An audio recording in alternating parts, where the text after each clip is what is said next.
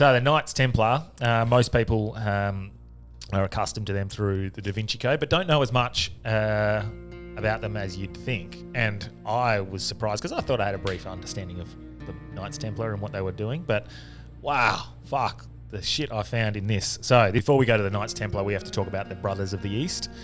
So the Brothers of the East are an ancient secret society that was established in Istanbul, and they studied like astrology, ancient wisdom. So while the world around them is at war, religions are clashing and whatnot, these Brothers of the East just didn't concern themselves with that sort of stuff. Like they thought politics and stuff was just boring. And there was a guy named Hugh de Paynes.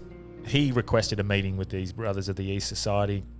And they told the story of an ancient society, thriving medicines, instant communication, ability to levitate, no matter how big an item is. And it was a global civilization. And then that civilization was destroyed by an ancient flood or cataclysm, and all these technologies and artifacts could still be found around the world today. The Brothers of the East had the knowledge passed down through survivors of the original cataclysm, and it was like knowledge passed on from generation to generation. But most notably, they said that they could find these artifacts at King Solomon's temple, which is the Temple Mount in Jerusalem. Okay. So these 8 knights that had been told the information through Hugh de Paynes. And so there's information from 10,000 BC, but also information from 10,000 years later. Plato and a few of these people had been talking about Atlantis and stuff in the past, but these specific scripts and texts and tablets that they had found had also spoke about this, but they didn't just speak about Atlantis and pre-Atlantean culture. They also spoke about some stuff from the time of Jesus, which is only 1,000 years prior.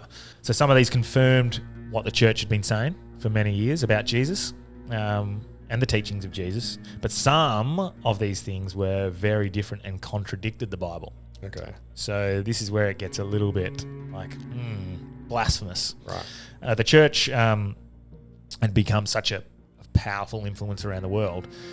And they were Catholics as well. These Brothers of the East. The Knights Templar. Yeah, the 8 knights. The 8 knights. Yeah, they were Catholics. And so this information that they had discovered and confirmed by following what the Brothers of the East had told them to find had rocked them. But then they realised that information, one, would change the whole Christianity faith, but the faith was so powerful it endangered them.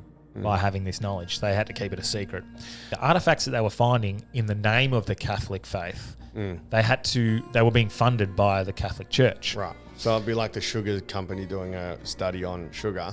Yes. And then you find out, oh fuck, sugar's actually causing all these diseases. Yeah, so they have to keep it secret.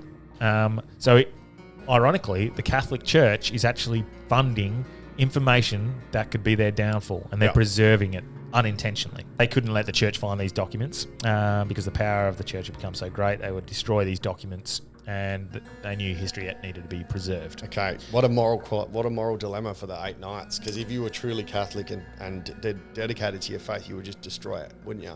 Well, no. But if you were on the seeking for truth, this was at the time of the Crusades. There's a lot of religious wars going on, and just to speak of different teachings of Christianity, it was like a death sentence.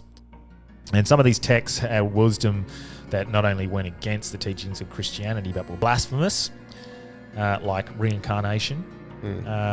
We are all connected to Source, God, heaven not being a place but a state of mind, and even divine feminine, which is all, you could not talk about that. Yeah, there's an understanding that Christianity is teaching 90% some good things, but has been hijacked to enslave and empower and have the church as the powerful.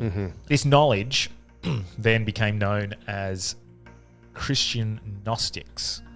So that's Gnosticism. So basically the idea of Gnosticism is that a wisdom of an enlightenment can be found within, which I think we sort of already agree with that. As can our connection with God, so you don't need to go through the church. And they believed in a universal consciousness. So that's called Gnostic.